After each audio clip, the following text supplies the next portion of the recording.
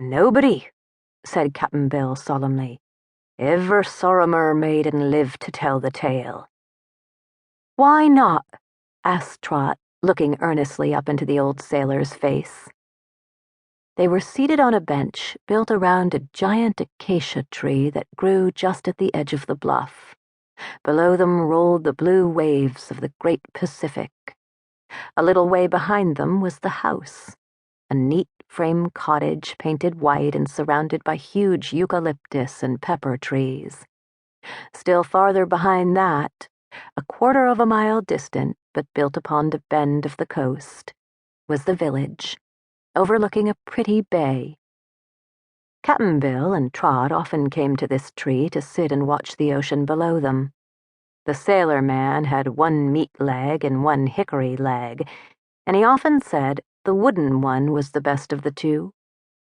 Once Cap'n Bill had commanded and owned the Anemone, a trading schooner that plied along the coast, and in those days Charlie Griffiths, who was Trot's father, had been the captain's mate.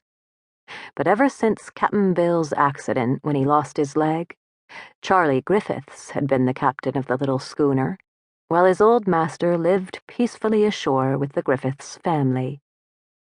This was about the time Trot was born, and the old sailor became very fond of the baby girl.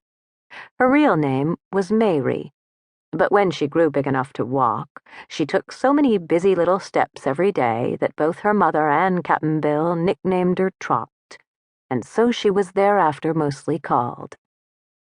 It was the old sailor who taught the child to love the sea, to love it almost as much as he and her father did, and these two, who represented the beginning and the end of life, became firm friends and constant companions. "Why hasn't anybody seen a mermaid and lived?" asked Trot again. "'Cause mermaids is fairies, and ain't meant to be seen by us mortal folk," replied Cap'n Bill. "But if anyone happens to see 'em, what then, Cap'n?" "Then," he answered, slowly wagging his head, "the mermaids give 'em a smile and a wink, and they dive into the water and gets drowned." "Suppose they knew how to swim, Cap'n Bill?" "That don't make any difference, Trot.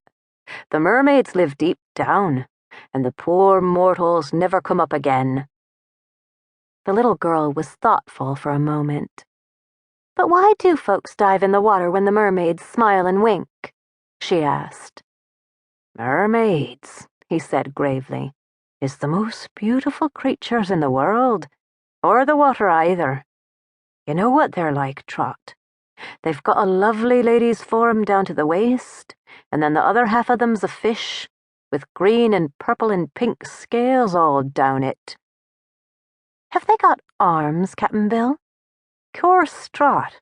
Arms like any other lady, and pretty faces that smile and look mighty sweet and fetchin'. Their hair is long and soft and silky, and floats all around 'em in the water.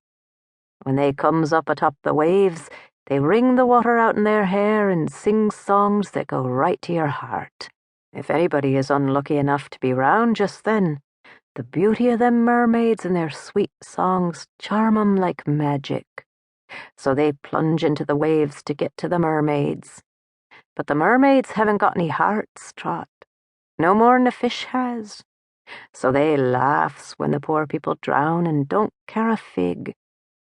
That's why I says, and I says it true, that nobody ever saw a mermaid and lived to tell the tale." "Nobody?" asked Trot. "Nobody at all." "Then how do you know, Cap'n Bill?" asked the little girl, looking up into his face with big round eyes. Cap'n Bill coughed. Then he tried to sneeze to gain time. Then he took out his red cotton handkerchief and wiped his bald head with it, rubbing hard so as to make him think clearer. "Look, Trot, ain't that a brig out there?"